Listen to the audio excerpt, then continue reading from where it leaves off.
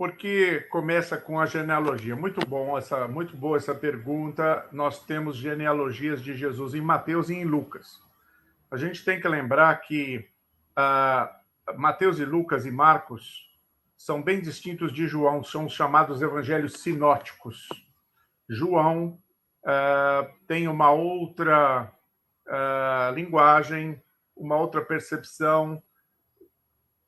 Indo além do que o Carlos falou, muitas vezes as pessoas não percebem que esses textos foram escritos no final do século I, depois da destruição de Jerusalém e do Templo, que foi o fato mais importante para a comunidade judaico-cristã em termos históricos do primeiro século. A partir do ano 70, com a destruição de Jerusalém e do Templo, então aí é que vão ser escritos os evangelhos. As cartas de Paulo são anteriores. E na ordem do Novo Testamento está invertido. Então a gente pensa sempre, como o Carlos colocou, que os evangelhos são mais antigos, contemporâneos quase de Jesus, mas não.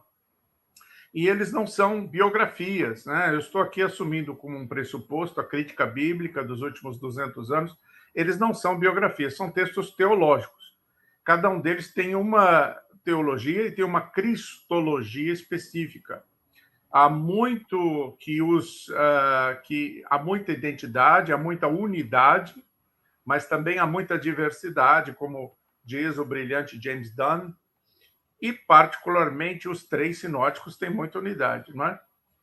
Em João, Jesus tem uma espécie de genealogia cósmica, não é?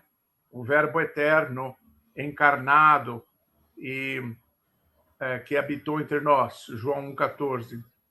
No princípio era o Verbo e estava com Deus. Em Marcos não há genealogia alguma. É por isso que Irineu, que é o primeiro que coloca o tetramorfo em relação aos quatro evangelhos, você sabe o que é isso? Os quatro animais de Ezequiel, né? O tetramorfo,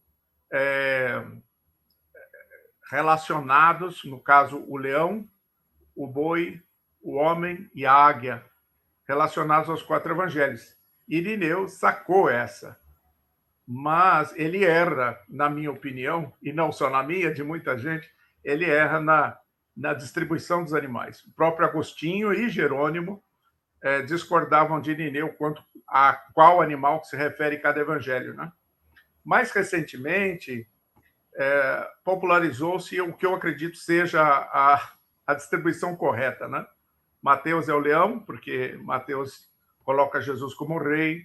Marcos é o servo sofredor, o boi, servo no arado. Lucas, o homem perfeito.